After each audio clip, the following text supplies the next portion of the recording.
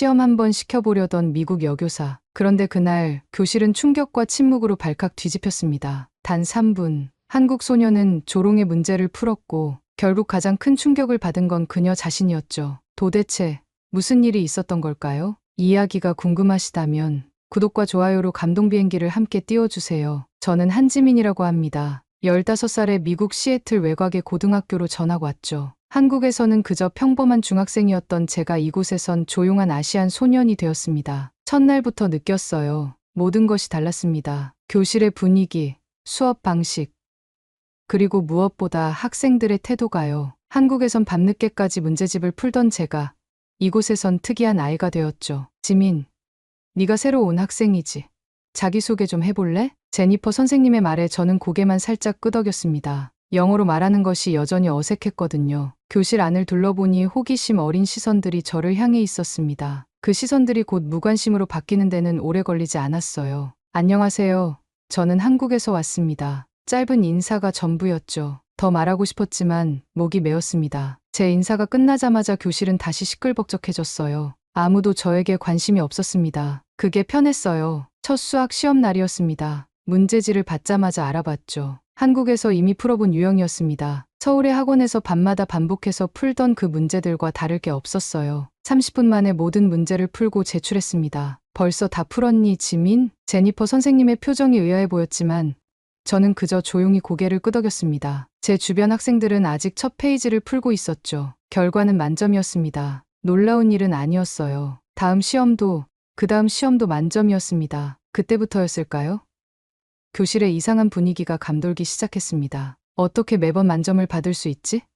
말도 제대로 못하는데. 복도에서 들려오는 속삭임이 제 귀에 들어왔습니다. 쉬는 시간, 학생들이 모여있는 곳을 지날 때면 대화가 끊기곤 했어요. 그들의 시선이 저를 향했고 그 눈빛에서 의심을 읽을 수 있었습니다. 학교 식당에서도 혼자 앉아 점심을 먹었죠. 아무도 제게 다가오지 않았습니다. 저도 다가가지 않았고요. 말이 통하지 않는다는 핑계를 대며 사실은 두려웠던 겁니다. 거절당하는 것이, 무시당하는 것이 두려웠죠. 세 번째 수학 시험 날, 제니퍼 선생님의 표정이 달라졌습니다. 오늘은 조금 난이도 있는 문제들로 준비했어. 충분한 시간을 가지고 풀도록 해. 시험지를 받아들고 살펴보니 여전히 어렵지 않았습니다. 한국에서 밤늦게까지 푼 문제들보다는 훨씬 쉬웠죠. 40분 만에 모든 문제를 풀고 제출했습니다. 그리고 또 만점이었습니다. 그날 오후 교실로 돌아왔을 때였어요. 제니퍼 선생님이 칠판 앞에 서서 저를 바라보고 있었습니다. 지민, 잠시 이야기 좀 할 수 있을까? 선생님의 목소리에 긴장감이 감돌았습니다. 교실 안의 모든 학생들이 우리를 주시했죠. 네, 선생님. 제니퍼 선생님은 칠판에 하나의 문제를 적었습니다. 교실은 순식간에 조용해졌습니다. 이 문제는 대학 수준의 미적분학 문제야. 계산기 없이는 풀기 어려운 난이도지. 하지만 네가 정말 실력이 있다면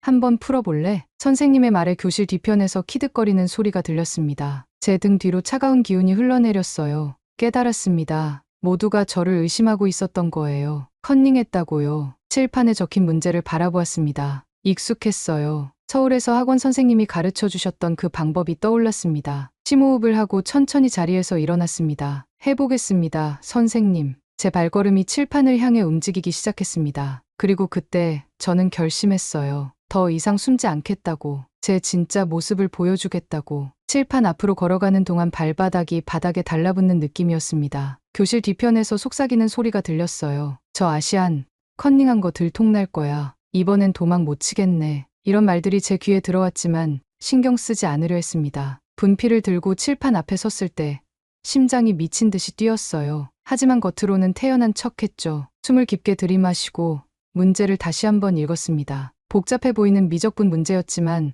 사실 한국에서 이미 수백 번 풀어봤던 유형이었어요. 서울 강남의 학원에서 밤늦게까지 반복해서 풀던 그 문제들이 떠올랐습니다. 그때의 선생님 목소리가 귓가에 들리는 것 같았죠. 이런 문제는 공식만 외우지 말고 그래프를 머릿속에 그려봐. 변화율의 패턴을 찾으면 쉽게 풀 수 있어. 손이 저절로 움직이기 시작했습니다. 먼저 문제를 단계별로 분해했어요. 그리고 한국에서 배운 대로 그래프의 변화 패턴을 분석하기 시작했습니다. 교실은 완전한 침묵에 휩싸였어요. 저는 그저 문제에만 집중했습니다. 분필 소리만이 교실에 울려 퍼졌어요. 제 머릿속에선 이미 답이 보였습니다. 한국에서 배운 방식대로 문제를 접근하니 복잡해 보이던 문제가 명쾌하게 풀렸죠. 7분이 지났을까요?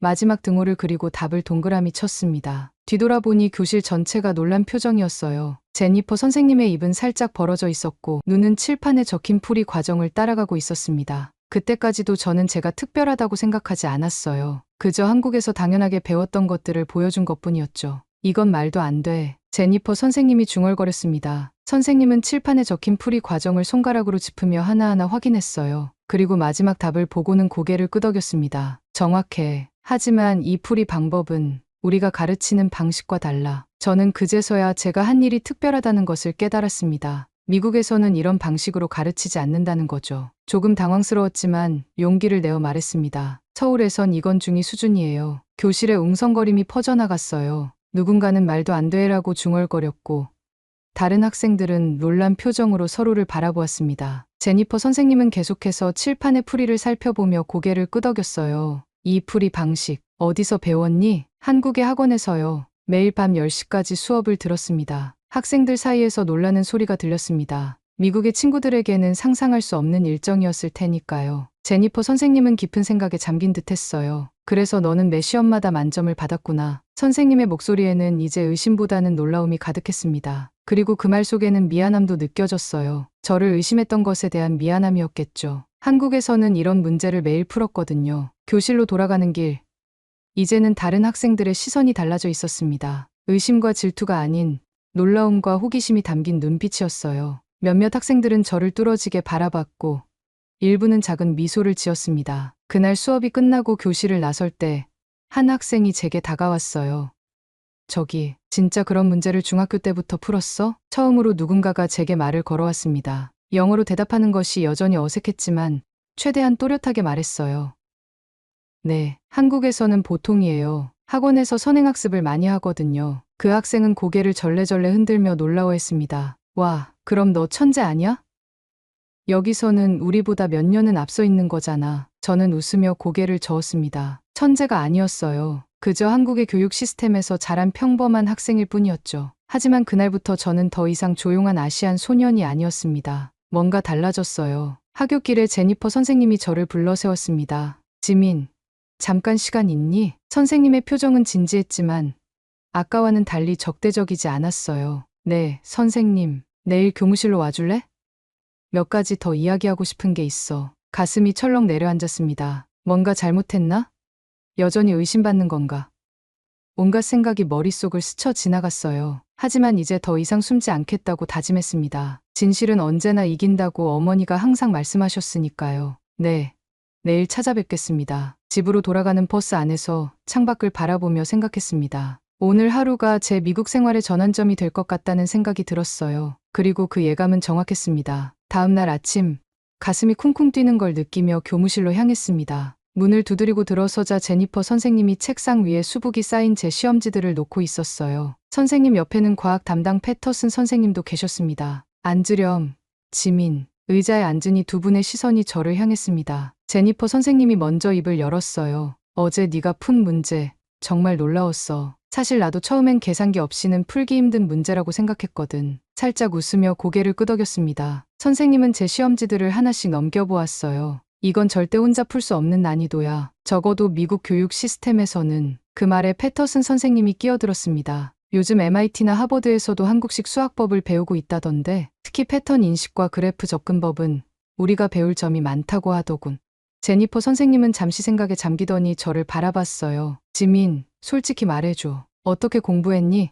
한국에서는 정말 모든 학생들이 이런 식으로 공부하는 거야? 질문이 명확해서 다행이었습니다. 떨리는 마음을 진정시키고 대답했어요. 한국에서는 학교 수업만으로는 부족하다고 생각해요. 거의 모든 학생들이 학원에 다니죠. 저는 초등학교 3학년부터 수학학원에 다녔어요. 3학년부터 두 선생님 모두 놀란 표정이었습니다. 저는 계속해서 설명했어요. 처음에는 일주일에 2번, 중학교 들어가서는 거의 매일 밤 10시까지 학원에서 공부했어요. 주말에도요. 10시라고? 그렇게 어린 나이에? 패터슨 선생님이 되물었습니다. 한국에서는 보통이에요. 경쟁이 너무 심해서. 모두가 그렇게 공부하니까 저도 따라갔죠. 두 선생님은 서로 의미심장한 눈빛을 교환했습니다. 제니퍼 선생님이 책상 위에 종이 하나를 제게 밀어주었어요. 지민, 우리가 2차 단독 평가 시험을 제안하고 싶어. 너의 실력을 정확히 파악하고 싶거든. 종이를 들여다보니 특별 수학 능력 평가라는 제목이 보였습니다. 순간 가슴이 철렁했어요. 여전히 저를 의심하고 있는 건가요?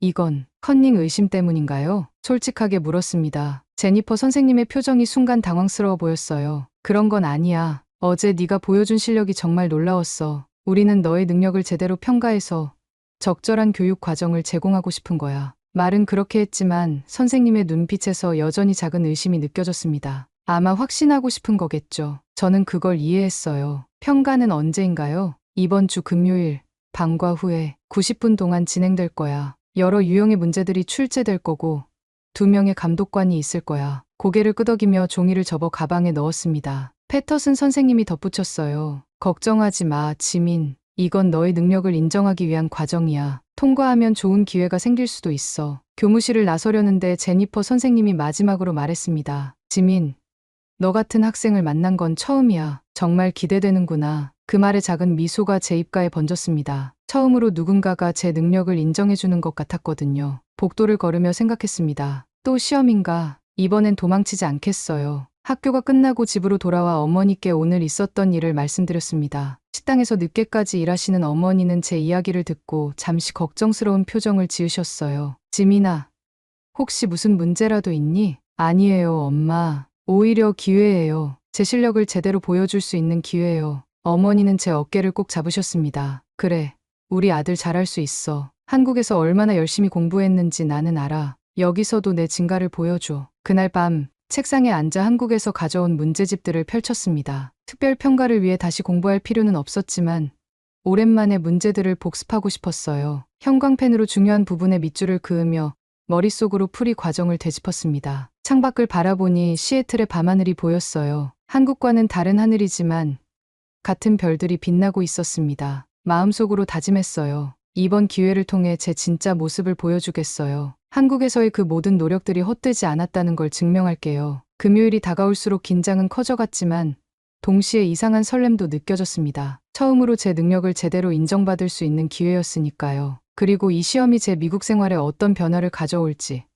그때는 전혀 상상하지 못했습니다. 특별 시험을 앞두고 집에서 마지막 준비를 했습니다. 우리 집은 시애틀 외곽의 작은 원룸이었어요. 어머니와 둘이 살기에 충분한 공간이었지만 한국의 아파트와 비교하면 많이 좁았죠. 책상 위에는 한국에서 가져온 학원 문제집들이 가지런히 놓여 있었습니다. 중학교 3년 내내 풀었던 문제집들이었어요. 표지는 이미 달아 있었고 페이지마다 제가 그은 형광펜 자국과 메모들로 가득했습니다. 이 문제집들이 제 보물이자 무기였죠. 손가락으로 문제집 페이지를 넘기며 중얼거렸습니다. 한국에선 매일 밤 10시까지 이걸 했어. 여긴 아직 나를 모르잖아. 창밖을 바라보니 미국의 하늘이 보였어요. 한국과는 다른 하늘이었지만 별은 똑같이 빛나고 있었습니다. 문득 서울에서의 생활이 그리워졌어요. 학원에서 밤늦게까지 공부하며 친구들과 경쟁했던 그 시간들.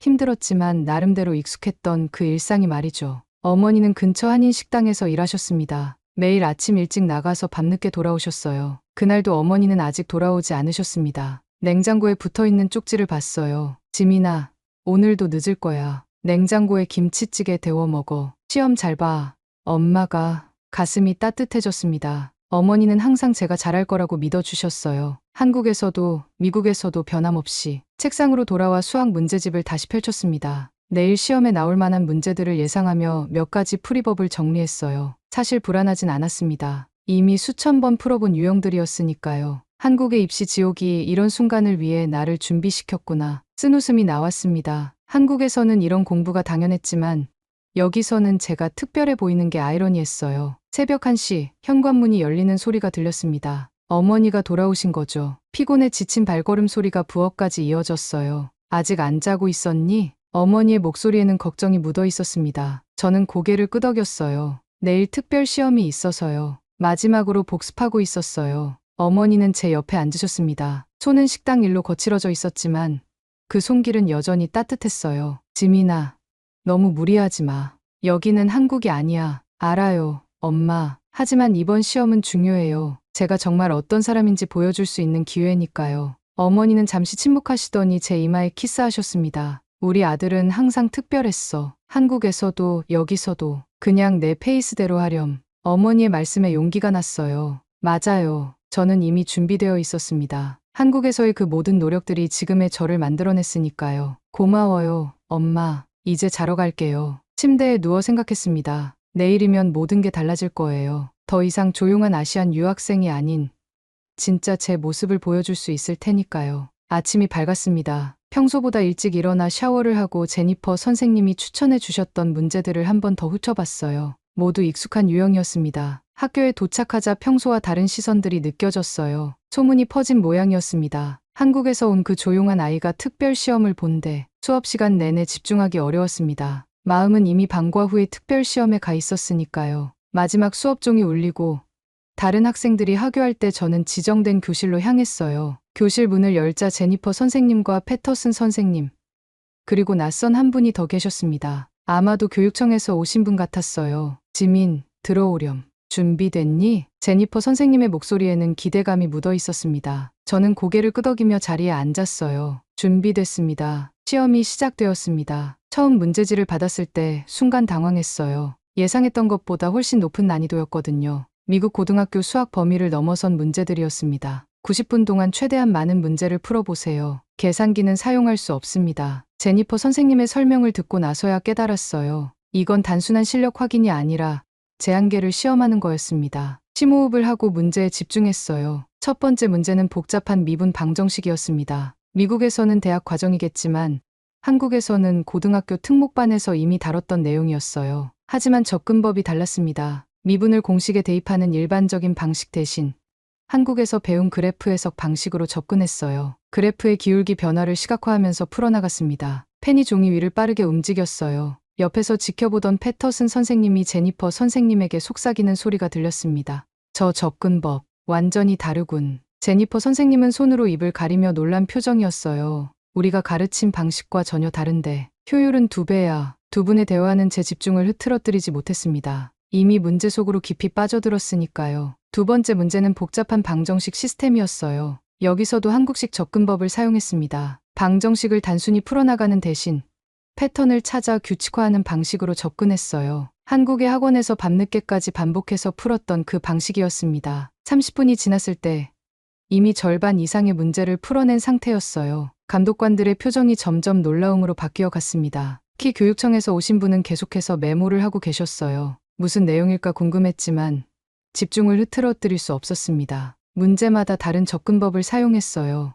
때로는 한국식 공식을, 때로는 미국에서 배운 방법을 혼합해서 가장 효율적인 방식으로 풀어나갔습니다. 60분이 지났을 때 마지막 문제에 도달했어요. 가장 난이도 높은 적분 문제였습니다. 대학교 3학년 수준이라고 해도 믿을 정도였어요. 하지만 서울의 학원에서 비슷한 유형을 다뤄본 기억이 났습니다. 그때 선생님이 알려주셨던 특별한 해결법이 떠올랐어요. 이런 문제는 표준 공식보다 기하학적 접근이 효과적이야. 면적을 여러 부분으로 나누어 생각해봐. 그 조언을 따라 문제를 분해하기 시작했습니다. 복잡한 적분을 여러 개의 단순한 도형으로 나누어 계산하는 방식이었어요. 미국에서는 잘 가르치지 않는 접근법이었습니다. 마지막 문제를 풀고 펜을 내려놓았을 때 시계는 85분을 가리키고 있었어요. 5분 일찍 끝낸 셈이었습니다. 고개를 들어 감독관들을 바라보니 세 분 모두 놀란 표정이었어요. 다 풀었어요. 제 말에 제니퍼 선생님이 다가와 문제지를 받아들었습니다. 선생님의 눈이 빠르게 답안을 훑어 내려갔어요. 표정이 점점 놀라움으로 바뀌어 갔습니다. 90분 만에 모든 문제를 다 풀다니. 패터슨 선생님과 교육청 관계자도 문제지를 살펴보셨어요. 셋이서 작은 목소리로 대화를 나누는 동안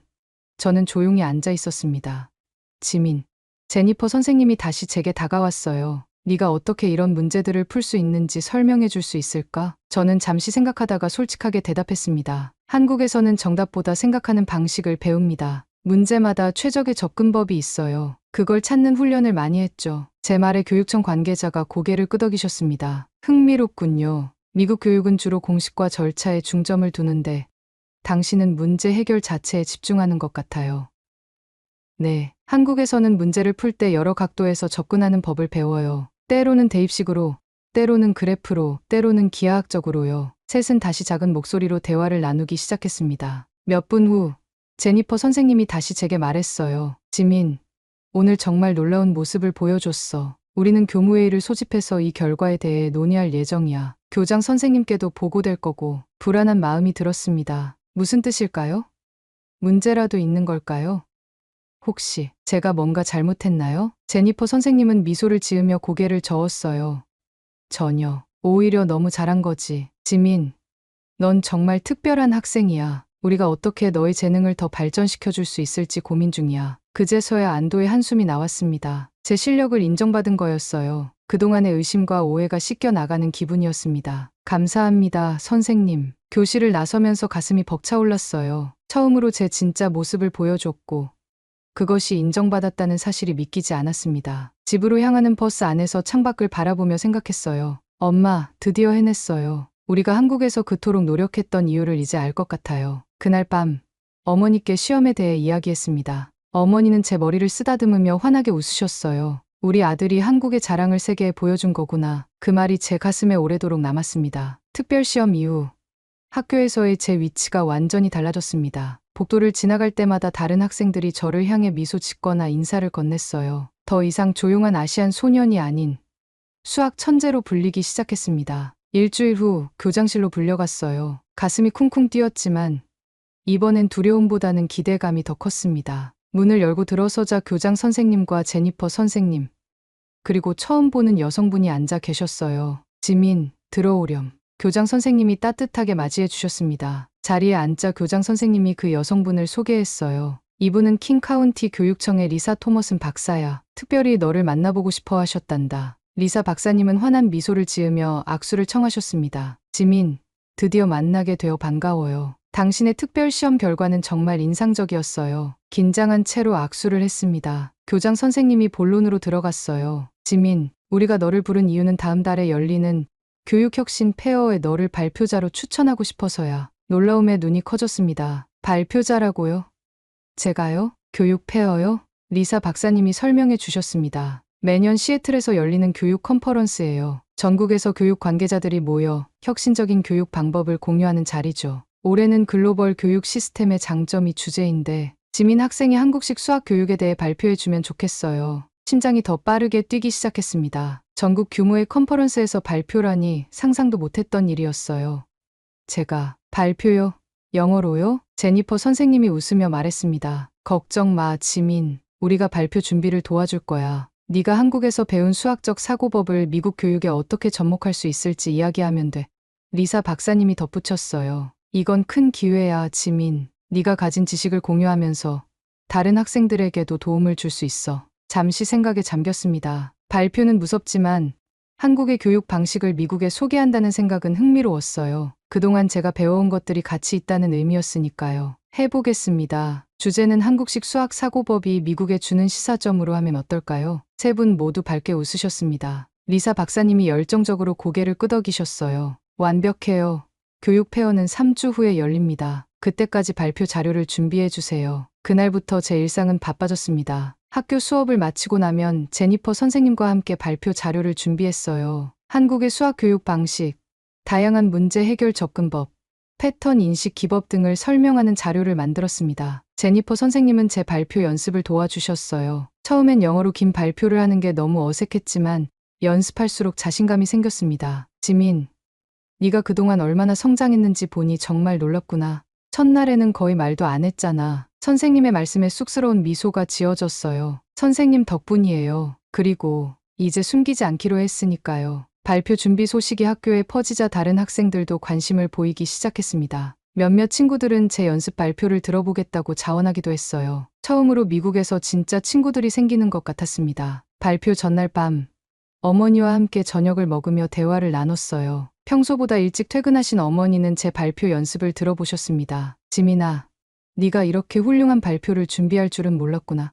아빠가 보면 얼마나 자랑스러워하실까. 아버지 얘기에 잠시 마음이 아팠습니다. 아버지는 한국에 계셨거든요. 우리가 미국으로 유학 온 후로 만나지 못했습니다. 아빠도 보고 싶어요. 어머니는 제 손을 꼭 잡아주셨어요. 아빠도 분명 널 응원하고 계실 거야. 내일 부끄럽지 않게 한국에서 배운 대로 보여줄게요. 응. 우리 아들이라면 잘할 수 있을 거야. 한국인의 자부심을 보여주렴. 어머니의 말씀에 가슴이 벅차올랐습니다. 이건 단순한 발표가 아니었어요. 제 정체성, 제가 걸어온 길, 그리고 한국의 교육 철학을 보여주는 기회였습니다. 발표 당일, 시애틀 컨벤션 센터에 도착했습니다. 생각보다 규모가 커서 놀랐어요. 수백 명의 교육자들이 모여 있었고, 여러 세션이 동시에 진행되고 있었습니다. 리사 박사님이 저를 맞이해 주셨어요. 지민, 드디어 왔구나. 너희 세션은 메인홀에서 진행돼. 약 300명 정도가 참석할 예정이야. 숫자를 듣자 다리가 후들거렸습니다. 300명이라고요? 겨우 진정하고 대기실로 향했어요. 제니퍼 선생님과 교장 선생님도 이미 와 계셨습니다. 준비됐니, 지민? 제니퍼 선생님이 물으셨어요. 심호흡을 하고 고개를 끄덕였습니다. 네, 부끄럽지 않게 보여드리겠습니다. 발표 시간이 다가왔습니다. 무대 뒤에서 대기하는 동안 어머니의 말씀이 떠올랐어요. 한국인의 자부심을 보여주렴. 이름이 호명되고 박수 소리와 함께 무대로 걸어 나갔습니다. 밝은 조명 아래 수백 명의 얼굴들이 제게 집중하고 있었어요. 떨리는 마음을 진정시키고 준비된 발표를 시작했습니다. 안녕하세요. 저는 한지민입니다. 오늘 한국식 수학 사고법이 미국 교육에 주는 시사점에 대해 이야기하겠습니다. 제 목소리가 메인홀에 울려 퍼졌습니다. 처음엔 떨렸지만 청중들의 집중된 시선을 느끼며 용기를 냈어요. 저는 15살에 한국에서 미국으로 유학 왔습니다. 오늘 여러분께 한국식 수학 사고법이 미국에 주는 시사점에 대해 이야기하고 싶습니다. 첫 슬라이드를 넘기자 한국의 교실 사진이 나타났어요. 밤늦게까지 공부하는 학생들의 모습이었습니다. 한국에서는 대부분의 학생들이 학교 수업 외에도 학원에서 추가 학습을 합니다. 저도 초등학교 3학년부터 매일 밤 10시까지 수학 학원에 다녔죠. 청중에서 놀라는 소리가 들렸습니다. 미국의 시각에서는 충격적인 일정이었을 테니까요. 하지만 오해하지 마세요. 한국의 교육은 단순한 암기나 반복 훈련이 아닙니다. 가장 중요한 것은 사고방식의 훈련이에요. 다음 슬라이드로 넘어갔습니다. 이제 본격적인 비교 시연이 시작됐어요. 동일한 문제를 두 가지 방식으로 풀어보겠습니다. 먼저 미국식 표준 접근법, 그리고 한국에서 배운 방식으로요. 칠판에 복잡한 적분 문제를 적었습니다. 먼저 미국식 표준 방법으로 풀이를 시작했어요. 공식을 대입하고 단계별로 계산해 나갔습니다. 총 12단계의 풀이 과정이 필요했죠. 이것이 교과서에서 가르치는 표준 풀이법입니다. 유효하지만 시간이 많이 걸리고 실수할 여지가 많죠. 청중들은 고개를 끄덕이며 주의 깊게 지켜봤어요. 다음으로 같은 문제를 한국식 접근법으로 풀기 시작했습니다. 이제 제가 한국에서 배운 방식으로 풀어보겠습니다. 그래프를 그리고 문제의 패턴을 분석했어요. 그리고 기하학적 해석을 통해 문제를 단순화했습니다. 놀랍게도 4단계만에 동일한 답을 도출했어요. 보시다시피 한국식 접근법은 문제의 본질을 파악하는 데 중점을 둡니다. 단순히 공식을 외우는 것이 아니라 문제를 다양한 각도에서 바라보는 훈련을 하는 거죠. 청중석에서 술렁임이 일어났습니다. 몇몇 교육자들은 서로 속삭이기 시작했어요. 저게 훨씬 직관적이잖아. 왜 우린 외우기만 했던 거야. 자신감이 생겼습니다. 두 번째 예시로 넘어갔어요. 이번엔 방정식 시스템 문제였습니다. 이 문제는 미국에서는 대수적 소거법을 사용해 푸는 경우가 많습니다. 그러나 한국에서는 패턴 인식과 관계성 분석을 통해 접근하죠. 두 가지 방식을 비교하며 설명했습니다. 한국식 방법은 시간도 더 적게 걸리고 실수할 가능성도 낮았어요. 청중들의 반응은 점점 더 열정적으로 변해갔습니다. 중요한 것은 단순히 빠른 풀이가 아닙니다. 이런 사고방식은 실생활 문제 해결에도 적용됩니다. 한국 학생들은 패턴을 찾고 관계를 분석하며 여러 관점에서 문제를 바라보는 훈련을 받습니다. 발표가 끝나갈 무렵 질문을 받기 시작했어요. 첫 번째 질문은 중년의 수학 교사였습니다. 이런 사고방식을 미국 교육에 어떻게 도입할 수 있을까요? 깊게 숨을 들이마시고 답했습니다. 단순히 더 많은 문제를 푸는 것이 아니라 동일한 문제를 다양한 방식으로 접근하도록 가르치는 겁니다. 학생들에게 왜라는 질문을 자주 던지고 여러 해결 방법을 비교하도록 장려하는 거죠. 또 다른 질문이 이어졌어요. 한국 교육의 부정적인 측면은 없나요? 학생들의 스트레스나 경쟁에 대해서는 어떻게 생각하시나요? 솔직하게 대답했습니다. 물론 부정적인 면도 있습니다. 과도한 경쟁과 스트레스는 심각한 문제예요. 하지만 사고방식 자체는 가치가 있습니다. 미국의 창의성과 한국의 체계적 사고가 결합된다면 더 균형 잡힌 교육이 가능하다고 생각합니다. 발표가 끝나고 큰 박수를 받았어요. 무대 아래로 내려오니 여러 교육자들이 명함을 건네며 더 이야기하고 싶다고 했습니다. 리사 박사님은 환한 미소로 제 어깨를 두드렸어요. 정말 훌륭했어, 지민. 모두가 감명받았어. 그날 저녁 호텔 로비에서 CNN 뉴스를 우연히 보게 되었습니다. 놀랍게도 제 발표 영상이 잠시 화면에 나왔어요. 미국 고등학교에서 한국 교육 시스템이 새로운 방향 제시하다. 화면은 교육 폐허의 모습과 제가 발표하는 장면으로 전환되었습니다. 그리고 킹 카운티 교육청 관계자의 인터뷰가 이어졌어요. 이 학생 한 명의 발표가 우리의 교실을 되돌아보게 했습니다. 우리는 다른 교육 시스템에서 배울 점이 많다는 것을 깨달았습니다. 어머니에게 바로 전화했습니다. 전화기 너머로 어머니의 감격스러운 목소리가 들렸어요. 지민아, 방금 너 TV에 나왔더라. 식당 손님들이 다 봤어. 가슴이 벅차올랐습니다. 한국에서의 그 모든 노력들, 밤늦게까지 이어진 공부, 수많은 문제집들, 그 모든 것이 헛되지 않았다는 증거였어요. 엄마, 우리가 해냈어요. 한국에서 배운 것들이 여기서도 가치가 있었어요. 어머니의 목소리가 살짝 떨렸습니다. 내 아버지도 알면 얼마나 자랑스러워하실까. 그날 밤 호텔 방에 누워 천장을 바라보며 생각했습니다. 몇 달 전만 해도 저는 그저 조용한 아시안 유학생에 불과했어요. 말도 잘 못하고 친구도 없었죠. 하지만 이제는 달라졌습니다. 제 정체성을 숨기지 않고 제가 배워온 것들을 자랑스럽게 나눴더니 세상이 달라졌어요. 더 이상 두 문화 사이에서 갈등하지 않았습니다. 한국에서의 경험과 미국에서의 새로운 시작, 이 두 가지를 모두 품을 수 있게 되었죠. 창밖으로 시애틀의 밤하늘을 바라보며 미소 지었습니다. 내일은 어떤 변화가 기다리고 있을까요? 이제 그 변화가 두렵지 않았습니다. 교육 폐허 발표 이후 제 일상은 완전히 달라졌습니다. 학교로 돌아오자마자 느낄 수 있었어요. 교내 인기 인사가 된 것 같았죠. 복도를 걸을 때마다 학생들이 인사를 건네고 선생님들은 반갑게 미소 지었습니다. 지민, 너 정말 대단했어. CNN에서 봤어. 한국식 수학 좀 알려줄래? 이런 말들이 이제는 일상이 되었어요. 며칠 후 제니퍼 선생님이 저를 교무실로 부르셨습니다. 들어가자 선생님은 환한 미소를 지으며 종이 한 장을 내밀었어요. 지민, 좋은 소식이 있어. 나 서울교육청에서 주최하는 단기 연수 프로그램에 참가하기로 했어. 놀라움의 말을 잇지 못했습니다. 제니퍼 선생님이 한국에 간다고요? 정말요? 언제부터요? 다음 달부터 6주 과정이야. 한국의 수학 교육 방법론을 배우고 돌아올 거야. 내 발표를 보고 결심했단다. 가슴이 벅차올랐습니다. 제가 정말 변화를 만들어냈다는 실감이 났어요. 선생님은 조금 감상적인 표정으로 말을 이었습니다. 사실 처음엔 네가 컨닝한다고 의심했었어. 그게 얼마나 잘못된 판단이었는지 이제 알아. 제니퍼 선생님의 눈가에 살짝 눈물이 맺혔어요. 선생님은 잠시 목을 가다듬더니 계속해서 말했습니다. 며칠 전 지역 교육 방송과 인터뷰를 했는데 그때 내가 한 말을 들려주고 싶어. 선생님은 태블릿을 꺼내 동영상을 재생했어요. 화면 속에서 제니퍼 선생님이 인터뷰하는 모습이 보였습니다. 전 한국을 오해했어요. 그들은 단순히 시험을 잘 보는 게 아니라 문제를 바라보는 방식 자체가 달랐어요. 한국인들은 공부로 나라를 지킨 민족입니다. 자원이 부족한 상황에서도 교육의 힘으로 세계적인 국가로 성장했죠. 이제 우리는 그들에게서 배워야 할 시점이 왔습니다. 동영상이 끝나고 선생님을 바라보았습니다. 제니퍼 선생님의 표정에는 진심이 담겨 있었어요. 지민, 네가 우리 학교에 온 건 정말 큰 행운이었어. 너를 통해 나도, 우리 학교도 많이 배웠단다. 말로 표현할 수 없는 감사함이 밀려왔습니다. 한국에서 온 평범한 유학생이 이런 변화를 만들어낼 수 있다니 믿기지 않았어요. 선생님, 감사합니다. 저도 많이 배웠어요. 교무실을 나오는 길에 교장 선생님을 마주쳤습니다. 교장 선생님은 제 어깨를 토닥이며 미소 지으셨어요. 지민, 학교 수학클럽 튜터로 활동해 보지 않을래?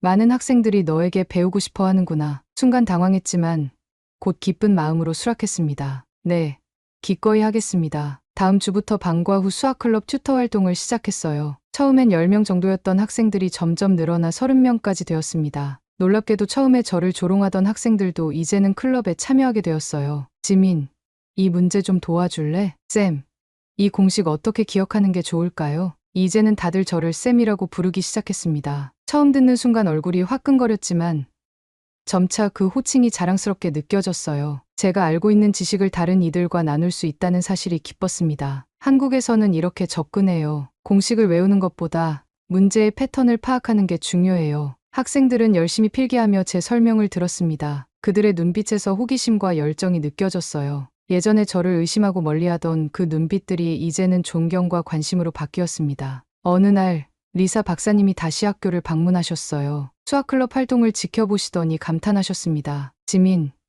네가 일으킨 변화가 이 학교를 넘어 지역 전체로 퍼지고 있어. 킹카운티의 여러 학교에서 한국식 문제 해결 접근법을 도입하기 시작했단다. 놀라움과 자부심이 동시에 찾아왔습니다. 제가 정말 의미 있는 일을 하고 있다는 느낌이 들었어요. 감사합니다, 박사님. 그저 제가 배운 것을 나누고 싶었을 뿐이에요. 리사 박사님은 제 손을 꼭 잡으셨습니다. 가끔은 한 사람의 작은 용기가 큰 변화를 만들어내지. 네가 바로 그런 경우야. 그날 저녁, 어머니와 함께 저녁을 먹으며 이 모든 변화에 대해 이야기했습니다. 어머니는 자랑스러운 표정으로 저를 바라보셨어요. 지민아, 네가 이렇게 성장할 줄 몰랐어. 처음 미국에 왔을 때 얼마나 불안해했는지 기억나? 이제는 모두에게 영향을 주는 사람이 됐구나. 어머니의 말씀에 코끝이 찡해졌습니다. 그 모든 노력과 인내가 결실을 맺은 순간이었어요. 엄마, 이제 한국에서의 경험이 자랑스러워요. 숨기고 싶었던 그 모든 것들이 지금의 저를 만들었다는 걸 알게 됐어요. 어머니는 따뜻한 미소를 지으셨습니다. 내 뿌리를 잊지 않으면서도 새로운 환경에 적응하는 법을 배운 거야. 그게 진정한 성장이지. 몇 주 후, 저는 제 방에서 컴퓨터를 켜고 중요한 결정을 내렸습니다. MIT 수학 경시대회 온라인 본선 등록 페이지를 열고 참가 버튼 위에 마우스 커서를 올려놓았어요. 잠시 망설였지만 곧 결심을 굳혔습니다. 이제는 더 이상 제 능력을 숨기지 않을 거예요. 제 모든 것을 받아들이고 제 목소리로 세상에 말할 준비가 되었습니다. 등록 버튼을 클릭하고 양식을 모두 작성했어요. 마지막으로 참가자 이름을 입력하는 칸에 또렷하게 적었습니다. 한지민. 화면이 전환되고 등록 완료 메시지가 나타났습니다. 깊은 숨을 내쉬었어요. 이번엔 내 이름으로 도전한다. 창밖을 바라보니 밤하늘에 별들이 반짝이고 있었습니다. 한국에서 보던 하늘과 같은 하늘이지만 이제는 다른 의미로 다가왔어요. 그 별들은 제가 어디에 있든 어떤 모습이든 저를 비춰주고 있었습니다. 이제 저는 더 이상 조용한 아시안 소년도 아니고 수학 천재라는 라벨에 갇힌 사람도 아니었습니다. 그저 한국에서 온 지민, 자신의 배경과 경험을 자랑스럽게 여기는 평범한 학생이었어요. 그리고 그것으로 충분했습니다. 제 이야기는 여기서 끝이 아니라 새로운 시작이었으니까요. 한 아이의 수학풀이가 교사의 시선을 바꾸고 하나의 발표가 미국 교육을 흔들었습니다. 그 시작은 조용한 한국 유학생의 진짜 실력이었죠. 누구나 자신만의 이야기가 있습니다. 그리고 그 이야기를 숨기지 않고 당당히 보여줄 때 세상은 변화하기 시작합니다. 오늘 이야기 마음에 남으셨다면 구독과 좋아요 한번 눌러주시면 더 따뜻한 감동으로 다시 찾아뵙겠습니다. 감동 비행기 여기서 인사드립니다.